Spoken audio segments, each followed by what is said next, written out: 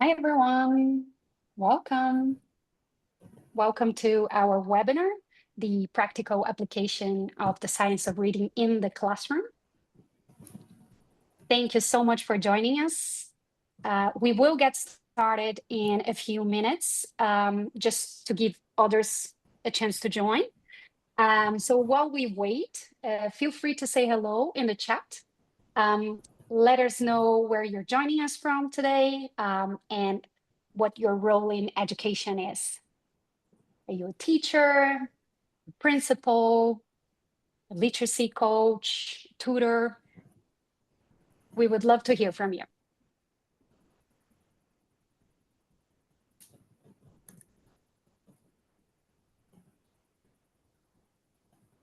Oh, nice. We have our first messages here.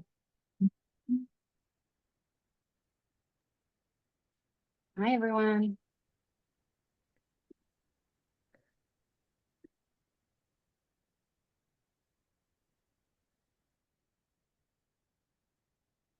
Oh, we have a good range here.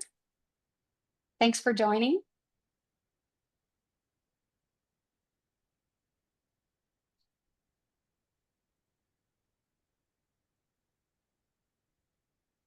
Hi.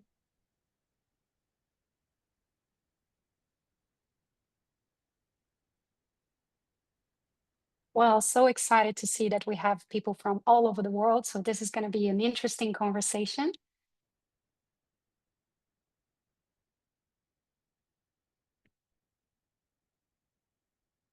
We'll give folks just a couple more minutes and then we'll get started. But please keep chatting with us and let us know where you're joining us from today and what is your role in education.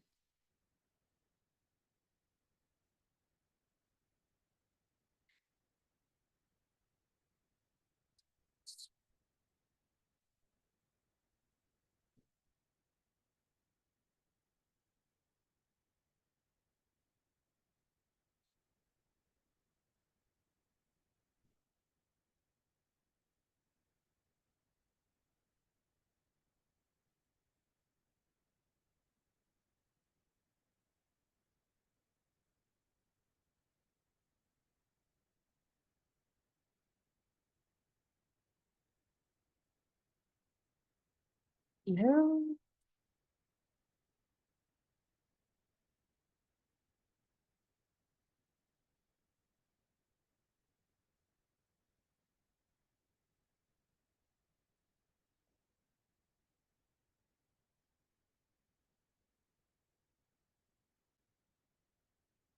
Okay, I think we can get started. Hi again. My name is Marina. I'm part of the international team here at Amplify. It's a real pleasure to be with you today for our first global webinar, the practical application of the science of reading in the classroom. This is a special moment for us. It's the very first time Amplify is hosting a webinar specifically for educators around the world. And we're so excited to share this learning space with you. Before we dive in, just a few housekeeping notes. This session is being recorded and you will be able to rewatch it later on in case you missed something or if you need to hop off a little earlier. Everyone who attends will receive a certificate of attendance via email together with the recording. For questions, please use the Q&A feature rather than the chat. We would love to hear comments, so feel free to make comments on the chat. But if you have any questions, please use the Q&A feature, just because it helps us keep track and make sure your questions don't get lost. We'll do our best to answer as many questions as we can during the webinar, and we're happy to follow up afterwards if needed. So I'm thrilled to introduce our two amazing speakers. Rachel Muyer, Amplify's literacy product specialist, will kick us off by exploring what the science of reading is and why it's such a hot topic in education. She will walk us through the research behind it and share practical strategies for implementing effective research-based literacy instruction. And joining her is Nauf Amwat, founding elementary principal at One International School in Kuwait. Nauf has led an inspiring literacy transformation in her school. We'll share her experience implementing Amplify's Science of Reading suite. She will offer real-world insights and highlight the tangible impact this approach has had on student outcomes. With that, I will hand it over to you, Rachel. Thank you so much. Hi, everybody. Welcome. Like Marina said, we are so excited for today, so thank you for joining us. Here's just a quick look at our agenda for the time together. So we'll start with what is the science of reading, look at 5 shifts that anybody could make to their classroom or school. Then Nauf will talk about how she has implemented science of reading with our literacy suite, and then time for our Q&A.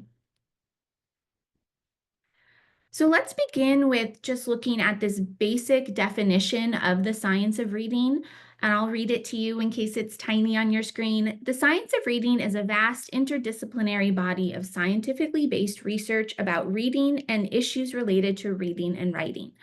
This research has been conducted over the last 5 decades across the world, and it is derived from thousands of studies conducted in multiple languages. The science of reading has culminated in a preponderance of evidence to inform how proficient reading and writing develop, why some have difficulty, and how we can most effectively assess and teach, and therefore improve student outcomes through prevention and intervention of reading difficulties. So that is through the Reading League, which is a really great resource on the science of reading.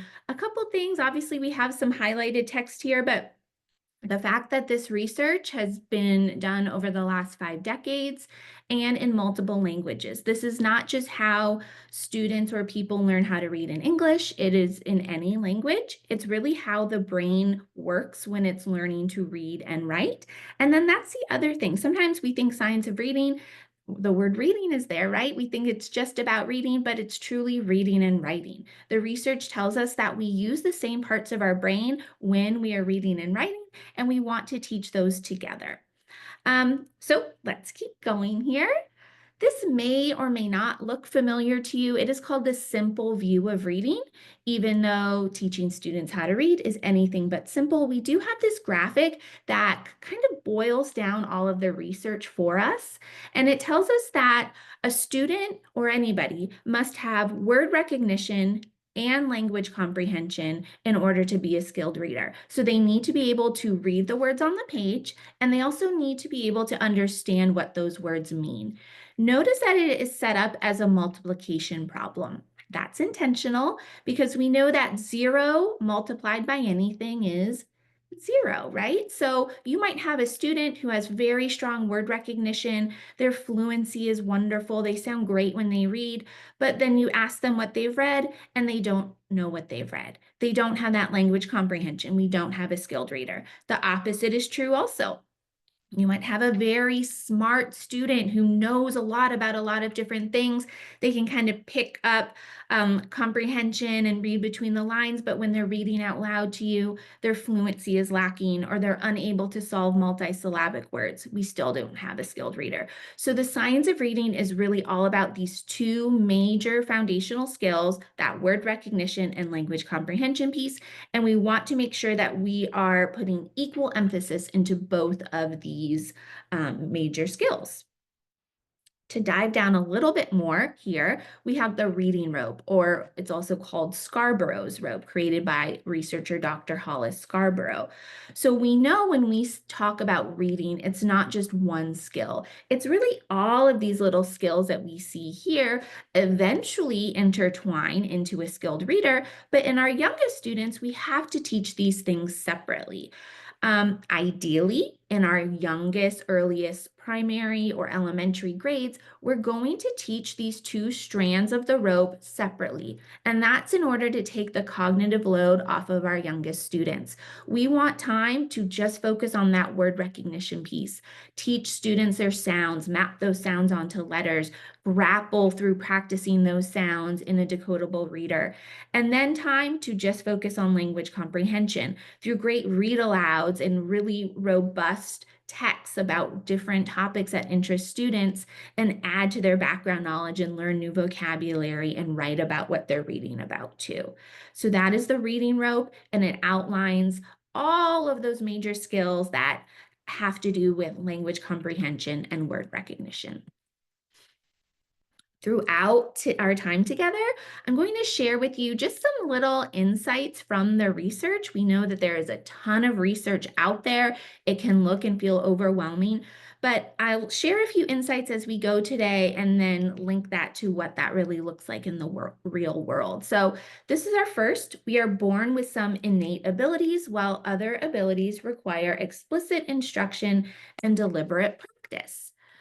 Looking at some examples here, we have these abilities that come preloaded and enable our survival, like crying when we need something or sleeping when we need to give our bodies rest to continue to grow. That is my new little baby niece. I'm a proud first-time auntie, so I had to put her in there for the sleeping baby. Other abilities are not innate. They can only be developed through the process of learning, like playing the piano or learning how to swim. It requires explicit instruction and deliberate practice. Learning to swim, we wouldn't necessarily watch Olympic swimming on TV and then try to jump in the deep end, right? That would probably not work out so well for us. So this is where learning to read falls into this category. We have to have deliberate instruction. Another insight, learning to speak comes naturally through exposure to language. Learning to read does not come naturally. It requires building neural pathways in the brain, which is pretty amazing when you think about it. Teachers are truly supporting students in building these new neural pathways every day. I know when I was in the classroom teaching kids how to read, that did not really occur to me at the time, but now that I think about it, it is amazing work that we're doing. So Stanislaus Dehaene is a cognitive neuroscientist who is leading groundbreaking research on how the brain learns to read, and we're really lucky that his research connects to education. Let's look at some examples here. So here we have the brain. We have an established language processing system for understanding spoken language, the speech center. When we hear a spoken word, we recognize that as speech, right? So our speech center hears the word or the sound that we're hearing, like the word bat. We then attach that meaning to the spoken language with our semantic center of the brain.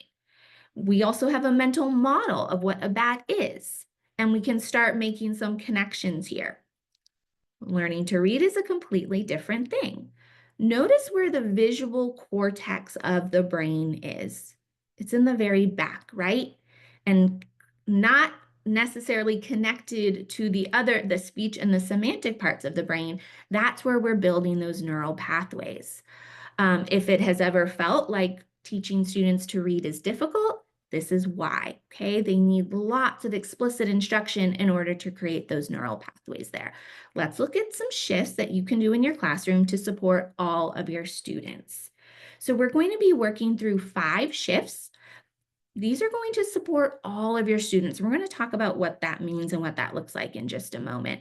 Amplify's Core Literacy Suite, which Knopf will tell you all about in a little bit, encompasses all of these shifts today as well. So the very first shift is to use decodable readers, not leveled readers. So a typical balanced literacy classroom uses leveled readers where you put students into groups based on their levels, you read those books, give them support where they're at. The problem here is that students are then never really exposed to higher level text or content. It has been said that leveled readers lead to leveled lives. So let's look at a few examples of why this is.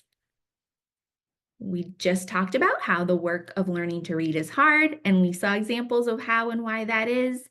English especially is complex. It's filled with many exceptions and even more rules.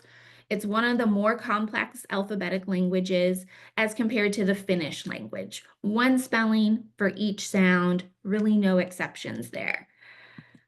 Here is a sentence that I like to kind of rest my case on. If you don't believe me, I'll quietly defend my view with this brief sentence. Words don't lie, my friends.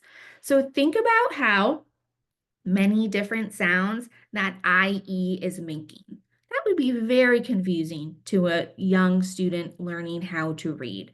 But when we teach it, we teach the code, we teach them that there are these exceptions and this is what they are, and we give them lots of time to practice in a decodable text and gain fluency and automaticity. It supports our students. Another insight, students learn to rely on their code knowledge by applying it directly to connected decodable text. So we really want to take the guesswork out of reading. This is where this explicit and systematic learning comes into play, following a clear scope and sequence. And it becomes very clear to students, I'm learning a new sound, and now I get to read that sound in this decodable text, and they begin to make those connections there. Here's an example of a decodable text from our CKLA curriculum. It will follow the same scope and sequence that you are teaching to your class. So they're going to have these explicit systematic lessons. Then they're going to get a chance to read in their decodable readers, hear and see and say those sounds that they have just been learning. These are also 100% decodable. So if you're looking into decodables or looking into programs that have decodables, just know that in order for a text to be considered decodable, it only needs to be 80% decodable. Ours are 100% that go along with our scope and sequence. That is going to give students that intrinsic reward feeling of being a reader. Marilyn Adams has this quote, ensuring that children's earliest books are decodable intrinsically rewards them for applying their phonics while reading. How often do you see a struggling reader with a love of reading? And I'm sure that they're out there, but typically young students, if something is hard or they don't feel good when they're reading, they're not going to want to practice, right? But when we give them these decodables, we're taking that guesswork. We're saying, here are the puzzle pieces, and then I'm going to teach you how to put those pieces together in your decodable. Our next shift, provide all students with dedicated phonics instruction, not mini lessons. So your typical balanced literacy classroom has talked about mini lessons, right? Again, we want to take that guesswork out of learning to read. So here we have The Ladder of Reading and Writing by Nancy Young. There's a lot going on here, but I'll explain it to you. So in the ladder, it shows us that about 40% of students can learn any way that we teach them, balanced literacy, structured literacy. However, the teacher is teaching it, they're going to pick it up. But 60% of students, the majority of students, must learn in this direct and explicit way. So let's teach them in that direct and explicit way. Let's teach in a way that is best for all of our students, not just some. So the research tells us that we want to start with a sounds first approach, and I'll explain why in a moment. A typical scope and sequence, our scope and sequence within CKLA, starts with phonological awareness in the youngest grades, moving into phonemic awareness, teaching that basic code, moving into the advanced code, and then moving into morphology for our middle, upper, elementary, or primary grades. We want to start with sounds first because oftentimes when we start with saying the letter name, that's the very first thing students kind of grab onto. And then when we try to attach a sound to that letter name, confusion comes into play here. When we start with the letter sound, we're taking away some of that confusion. Also, students have to know their sounds to read. They don't need to know their letter names, but we've somehow along the way just started with letter names and kept doing it. So when we start with the sound, it cuts back on that confusion, and we're teaching students right away what they need to know about that sound. What would that typically look like in a classroom? So of course, we're going to start with that sound, building really strong awareness around that sound. They're going to hear that sound several times, say that sound several times in different parts of a word. Then we're going to teach them to map that sound onto letters. So we have our sound here. We're going to teach them how to map that sound onto letters with an integrated handwriting practice. Then they're going to open up their decodable text where they're going to practice that sound. And then, of course, spelling is an important piece here. That is that whole transcription piece, and it supports them in their reading and writing. So the spelling is going to support the new sound that they're learning, as well as spiral review previously learned sounds as well. We want students to have a really rich opportunity to apply their code knowledge by actually reading books. In our third shift, help students with phonics-based scaffolds, not the 3 cueing or guessing system. So we've talked a little bit now how our brains are not wired to read. Carolyn Strom is an early literacy expert and professor at NYU, and her mission is to bring cognitive science research to teachers and families through storytelling. This work she's doing is really amazing. So she says, our brains are not wired to read. We have to do a neurological backflip in order to teach our brains to recognize words. We talked a little bit about it before, but this is a beautiful illustration to explain it. So here in blue, we have Sound City, where our phonological center recognizes sounds. In yellow, we have Meaning Mountains. That's that semantic center that we looked at before, where we are making sense of spoken language. And as Vision Village is where teachers live and work, and you're doing all of that amazing work in your classrooms. So through a process called orthographic mapping, we are repurposing neurons intended for object and face recognition to do the work of recognizing letters. Isn't that fascinating? I could probably go on and on about this, but I won't because we have lots of other important things to talk about.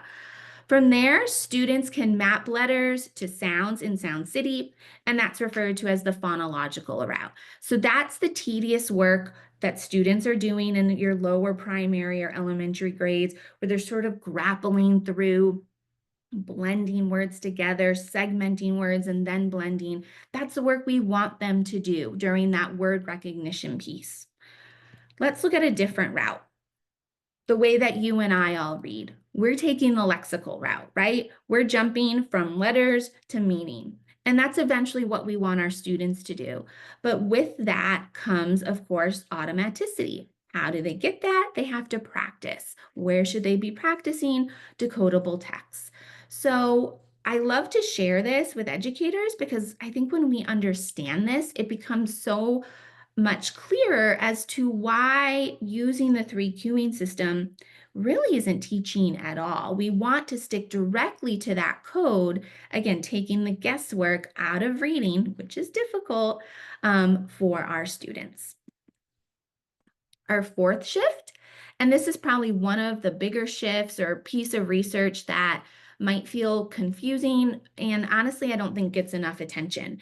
It's fairly easy to understand, of course, that we have to teach phonics to students so that they can read the words on the page, but just as important is understanding what those words mean. So our fourth shift is we want to teach content, not isolated comprehension strategies. I taught 3rd and 4th grade for a long time. I taught comprehension strategies in isolation because that is what I was taught to do. That is what I thought I should have been doing in this balanced literacy approach. And typically my students, they could tell me about the comprehension strategies. They knew what schema was or what an inference is, but they could rarely use these comprehension strategies in their actual reading. So why is that? Well, they didn't know enough about the topic to make those connections or have schema on a particular topic that we were reading about. So when we teach content and we get them excited and learning about different things, we are adding to their background knowledge and vocabulary and allowing them to make these connections naturally as readers. So when we come back to our simple view here, we've been focused up until now on that word recognition piece. Like we said, just as important is our language comprehension piece. And I think this is where it truly doesn't matter what age of students you teach. We are constantly working on this language comprehension piece. You and I are constantly learning new things and adding to our vocabulary when we read about a new topic that we didn't know about before. So this is truly for all levels, and this is where, science of reading is really meant for all levels, not just our youngest kiddos. So Sharon Baum is a researcher. She was a guest on our Science of Reading podcast, which has lots of amazing episodes for you to check out if you're interested. And she had this quote about comprehension. She says, comprehension cannot be taught. It is an outcome. And it's based on being able to read words accurately, know what they mean, and have accurate background knowledge. Honestly, I had to rewind and listen to it again when she said, comprehension cannot be taught. It is an outcome. I was sort of shocked. I'm like, what do you mean? I've been teaching comprehension strategies all along. Well, it makes total sense now that we know what we know with the research. Oftentimes, we would put a text down in front of students, right? And they could certainly read it, but when it came to talking about it or answering comprehension questions, they really struggled. Why? They were lacking background knowledge. So let's kind of get a feel for what a student might feel sitting in the classroom and reading some text that they are unfamiliar with. I'm going to read this out loud to you. And then when I'm done, I'm going to ask you a question and I'm going to ask you to put it in the chat. Here it goes. So listen carefully. Cherniak swings and hits a slow bouncing ball toward the shortstop.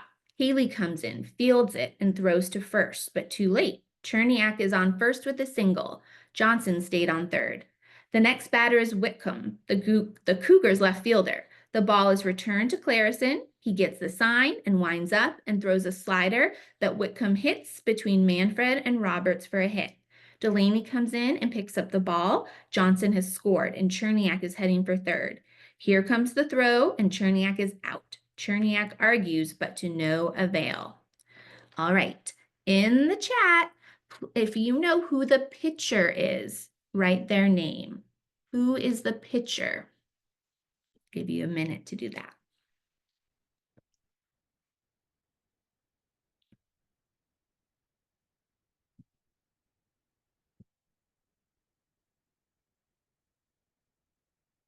Okay. If you said Clarison, then you are right. And if you were right, you have some background knowledge on the sport of baseball, right? If you knew that answer, you have background knowledge or common experiences with baseball. If you did not know who the pitcher was and you had no idea what I was talking about, you don't have background knowledge. That's okay. You just have not had that experience yet. So by supporting kids with adding to their background knowledge, giving them lots of rich opportunities to learn about lots of different topics is really an equity piece and supports their comprehension. All right, let's try it again. Go ahead and read this to yourself and then type in the chat what sport is being described here.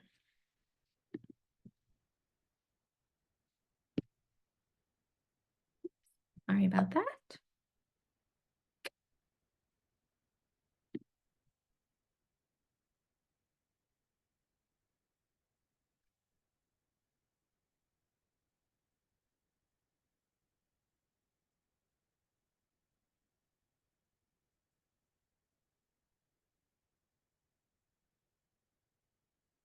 Okay, very good. So football, or if you're American soccer, this is a game of soccer. To be honest, if I read this with no context, I would have been a little bit confused. If you were reading this and you understood exactly what was going on or exactly who some of these players are, you have background knowledge. So all that to say, background knowledge is important when we are reading things, right? And not just background knowledge, but vocabulary, content-specific vocabulary. So for example, like in this passage, corridor of uncertainty, keeper, marker, Liverpool, Salah, etc. You have to know what these words mean in order to understand what's happening. So background knowledge and vocabulary has everything to do with comprehension. So there was actually a study done about this called the baseball study. Basically, kids were assessed on their reading, then they were read aloud a story about baseball, and then they were asked some comprehension questions. And the data that we have is really pretty amazing. So not surprisingly, our high-skilled readers with high background knowledge scored very well. Also not surprisingly, our struggling readers with low background knowledge did not score well. But this is where it gets interesting. Look at our high reader with low background knowledge compared to our low reader with high background knowledge. That struggling reader with high background knowledge about baseball is scoring almost as well as our high reader with high background knowledge. So that just illustrates, again, the importance of background knowledge and truly how critical it is to reading comprehension. Another insight for you, read alouds are a powerful instructional tool for building knowledge. So you might be thinking, great, we have to build background knowledge. How are we going to do that in our youngest students? Well, through read alouds, and we're going to see why.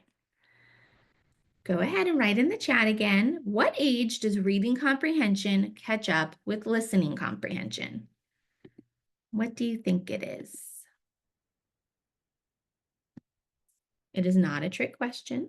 It does eventually catch up.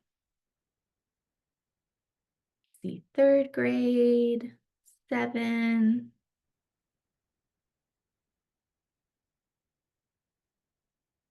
Another 3rd. Thank you guys for adding your thoughts in here. I appreciate it. Okay. So, surprisingly, it is not until the age of 13 where listening comprehension will outpace reading comprehension. We can build networks of knowledge and vocabulary in our youngest students long before they could read anything like this independently through read alouds.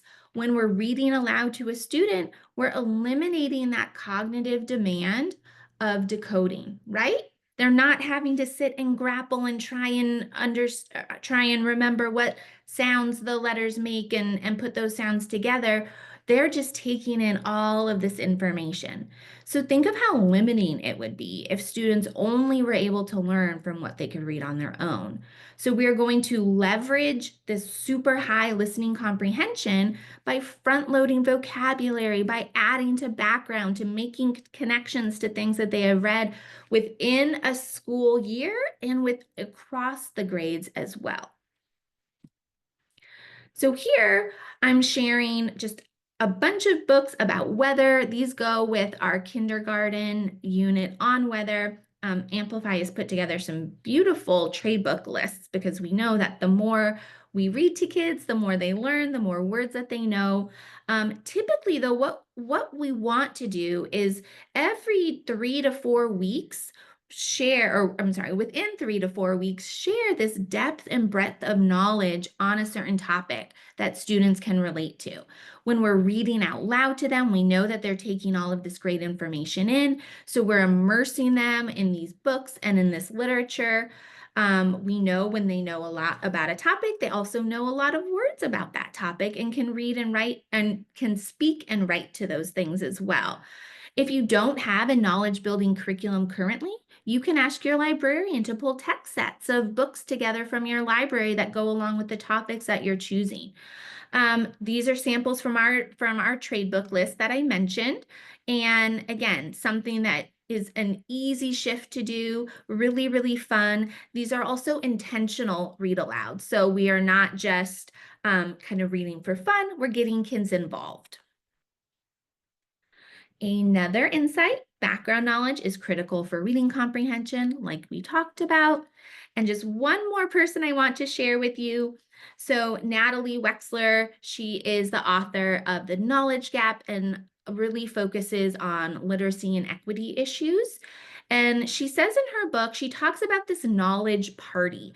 And I love this idea of a knowledge party. Think of what you imagine when you think of a knowledge party. It's just the phrase is exciting, and that's what we want to have for kids. So it's not so much about the types of facts that we're sharing with kids, it's the fact that we want them absorbing lots of information about lots of different things.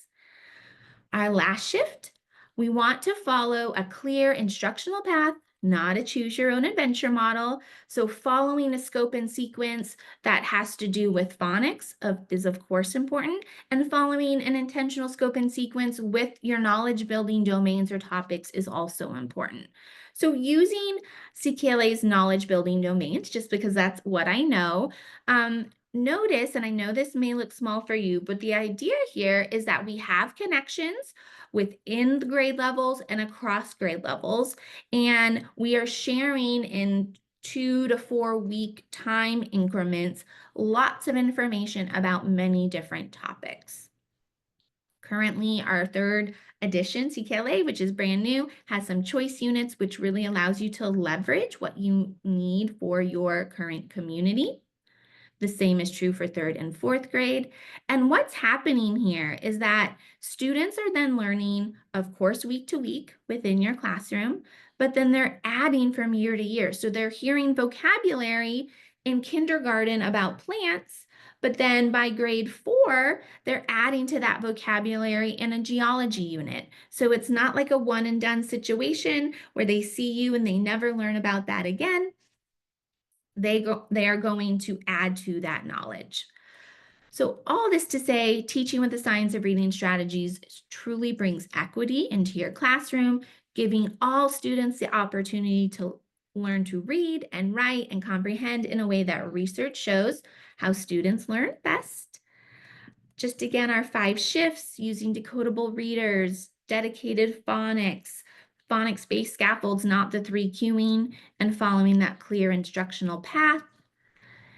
And as just a quick reminder for you all, making all these shifts might feel really overwhelming or uncomfortable. You don't have to do that. Even making one little shift towards the science of reading will empower you as an educator and support all of your students. So now, thank you so much for listening. I hope that that was helpful and insightful. I get the privilege of turning it over to Naf, who's going to share with you her journey with implementing science of reading at One International School. Hi, thanks so much, Rachel. Hi, everyone. So here's a question for you. What if Ferdinand de Saussure met the science of reading? My linguistics brain here is still pondering that. And then you have my principal self here knows that context isn't just detail, it's where meaning kind of really explodes. So my name is Nofl Maawad. I am the founding elementary principal at One International School in Kuwait. And I am really, really excited to share our kind of context-driven reading revolution with you today. Beyond my role here at One, I am also a mother of 4, which became quite the literacy lab, when I had 4 children under 4. Juggling that, especially during kind of early COVID days, provided some very intense experiential hands-on learning and kind of really seeing the power of context in making reading real. I must kind of stop and note here that 2 of my triplets recognized words, just words, hyperlexia, if you like, at 18 months. And they both have ASD, and it took work and context to elevate their language comprehension. They could read everything, but it was language comprehension. Because what is word recognition, right? Without, on its own, without context. And this is what kind of really fuels my passion for the science of reading. So today I'm going to be sharing kind of how we've taken the core principles of the science of reading and adapted them to meet the needs of our predominantly second language learners, native Arabic speakers in our context and in our school. So we opened our doors, our very first academic year, only 9 months ago, pre-kindergarten to 3rd grade, with our vision having been built on 4 pillars: academic excellence, holistic well-being, entrepreneurship, and local Kuwaiti identity. But as an international school, we also follow rigorous standards, kind of the New York Common Core State Standards and NGSS Science. And what truly defines our approach, and it kind of makes it different is that our curriculum is very, very contextualized. And Josh, I don't know if Josh is here, but kind of all these months ago, last summer, you know, when we first connected and kind of exploring different options, it's like, oh, context, here we go. So for us, the twist, if you like, of implementing the science of reading at our school isn't just kind of following a recipe or a curriculum. Our classrooms are, if you want to look at it, kind of like as a tapestry of Arabic and English, with students kind of navigating the complexities of language acquisition and literacy development and standards. And I'll never forget being asked, but CKLA, but Amplify, but first language speakers, but too difficult, how are they going to access it? And, you know, I've never wavered, you know, kind of this is what we've promised. This is our standard. This is our expectation. And we will work on bringing them there. We will not bring our standards down. And this is where the beauty of the science of reading comes in. You know, like, yes, we recognize the phonics, the phonemes, the kind of, but context. We had to innovate. You know, we needed the science of reading's core principles, and then we needed a framework that could adapt, that could evolve, that could celebrate the linguistic and the cultural journey of each child. You know, looking back, again, Ferdinand de Saussure, I'll never forget, close your eyes, tree, what do you see? And this is really all it is. So our approach was to embrace the framework, the science of reading framework, but then to adapt it to our specific context. You know, the skills, so you have, like, so in the elementary school, you have grades 1 and 2, where we followed the skills units to ensure proper kind of phonics and decoding, but we contextualize the knowledge units to resonate with our context, with what we're learning. So for example, one of our readers was called Grace, and she was in a park, and none of the kids could really resonate with Grace or parks, for real, you know, weather conditions out here in the GCC. And we just simply turned Grace into Layla in the desert, you know, date trees. The exact same phonics, the exact same decoding goals, but so much more meaningful, you know, and we kind of, it's ultimately you teach the science, but you live in the context. And so therefore impact. And I know that all of us kind of, yeah, you can talk till you're blue in the face, but what does it really mean? And here's the data. In the first grade, and again, I want to stop here and just apologize for the cluster that you're seeing, but I just really wanted to put it all out there. And if we're looking at colors here, you know, and I'm not looking, and I'm going to be very, very transparent here. If I were to show you where we are right now, kind of against first grade, second grade, third grade students everywhere else, we're not where we are going to be in the next 2 or 3 years, and that's okay. And what I'm showing you right now is the progress that these children have made. This is the progress against each and every one of these standards and one of these strands. And what you're looking at here is you have your blues above average progress. The purple is well above average progress. And I think we can all kind of, amidst the cluster, we can all see blue and purple here predominantly. And then in the first grade, if we want to break it down, you know, we see that the most significant growth is in letter sounds. And it's crucial because this is the foundation, right? The foundation is in the phonics. It's the bedrock of reading. We're contextualizing our phonics also. And this skill then becomes so much more accessible and so much more engaging for the students. And then they soar. And then you move on to the second grade. Second grade, you see that the most impressive growth here is the decoding. Students are becoming, you know, kind of more proficient at applying their phonics knowledge to read words. Contextualizing, again, here helped us make decoding practice meaningful, you know, enabled students to tackle complex words with confidence because, okay, I might kind of stumble here on the pronunciation or the word recognition, but contextually, I know what we're trying to say, so that's okay. And then the beauty kind of our journey this year is the third grade. So we stop at third grade this year, next year, fourth grade. So hopefully, you know, you guys will have more data. But this year we stopped at third grade. And third grade is when the skills and the knowledge kind of come together. And this is absolutely beautiful. And it is such an honor to kind of present and show because what we observed in the third grade, unlike everyone else, is the strongest gains was in the reading comprehension, you know, and this is kind of where it comes together. It's about understanding the meaning behind the words. It's connecting the text to the students' lives. It's empowering them to become active, to become engaged readers, to kind of lead to significant comprehension growth. But numbers aside, we're witnessing a change in their engagement. They are expressing pride in their identities as readers, and that can and won't be possible without context. It's fostering, kind of a love for reading that resonates and creates inclusive learning for all of them, really, truly. So as we've learned from our experience with Amplify, reading isn't just something we're naturally wired to do, like Rachel was talking about earlier. It requires explicit instruction, it requires practice, it requires time. And for our students, our second language students, and again, hats off to them as someone that kind of, that debate, that first language, native language, kind of, I find myself, I express myself better in English, but then the question is, what's your mother tongue? It's Arabic. And kind of being there, we're not naturally wired to read. And then bring in a second, a third, a fourth language, and that kind of complicates things so much more.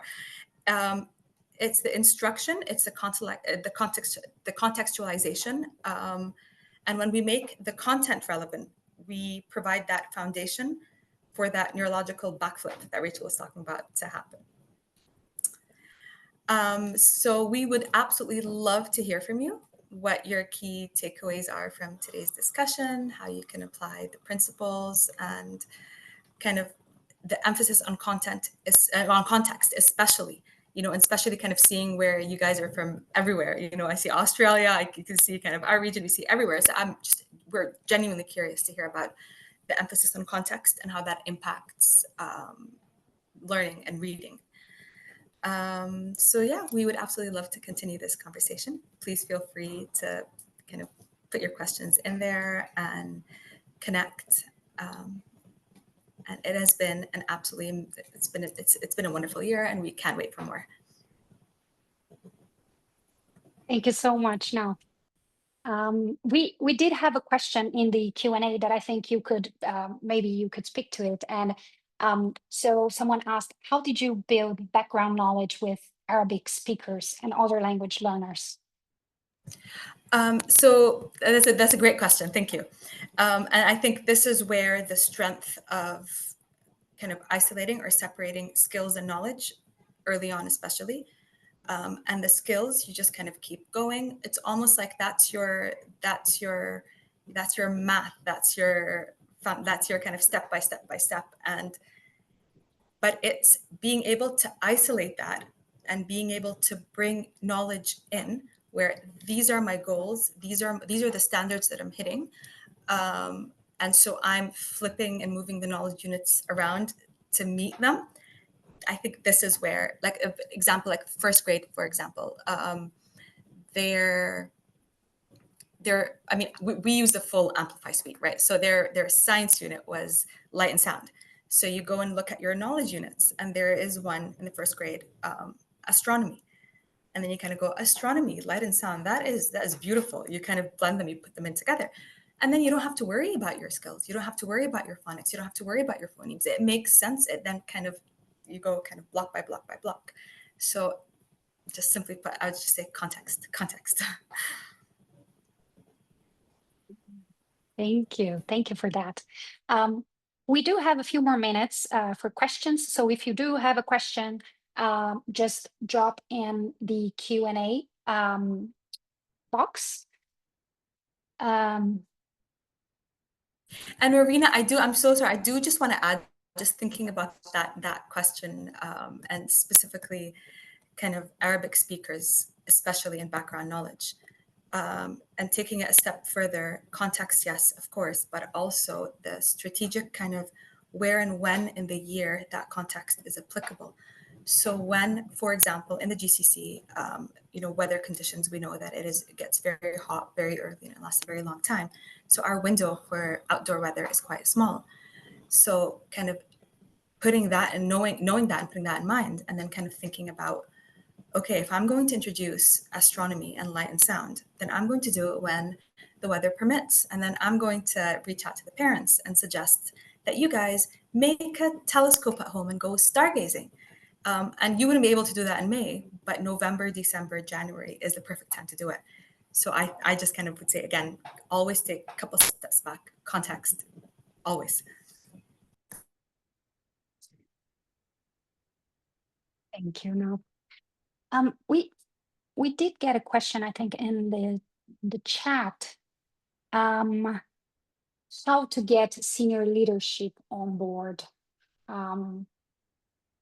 This is a tricky one. I don't know who would like to jump in here. I can speak to that a little bit, and then Naf, feel free to jump in too. So I think it starts with learning more about the science of reading, not necessarily just you, Shannon, but, Amplify has great science of reading, one-on-ones that we do and professional development that we do. Just starting to push some of that language a little bit, and just kind of like what we talked about, when we know better, we do better, right? So it sounds like you said rural town in Australia, not much current research here. And that's okay if there's not much current research there right now, but we can certainly bring in some information and just start sharing that information. So Shannon, feel free to, scan that QR code, and we can reach out to you with some things that could be helpful.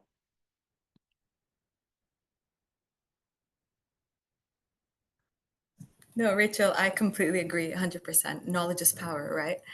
I remember kind of back when I say back in July, it feels like a million years ago. It hasn't been a year, but back in July when we were kind of researching and looking at different options, and it was really MClass that I was interested in, and that was initially why I reached out to Amplify. But in terms of senior leadership buy-in, I would say knowledge is power. It's do your research, gather data. And I think science of reading, there is so much data out there to kind of really illustrate and really show how and why it works.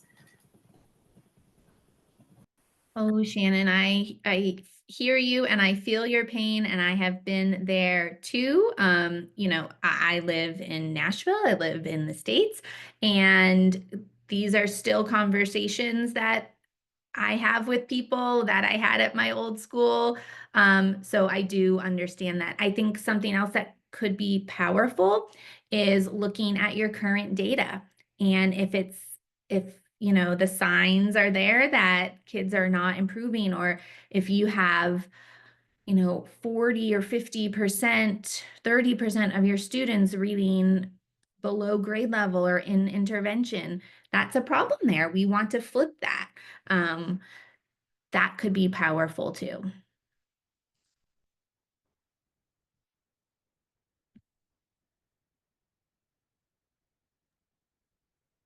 Okay. We did get a few more questions. We will try and type them while we wrap up, as we're getting to the end of our session today. Before we go, a quick reminder, we have another fantastic session coming up on, it could be your Wednesday or your Thursday, depending on where you are in the world, where we will dive into how data can drive meaningful reading growth. And if you haven't already, I'm gonna drop in the chat the registration link. So make sure to register for that session as well. Let me just put this here.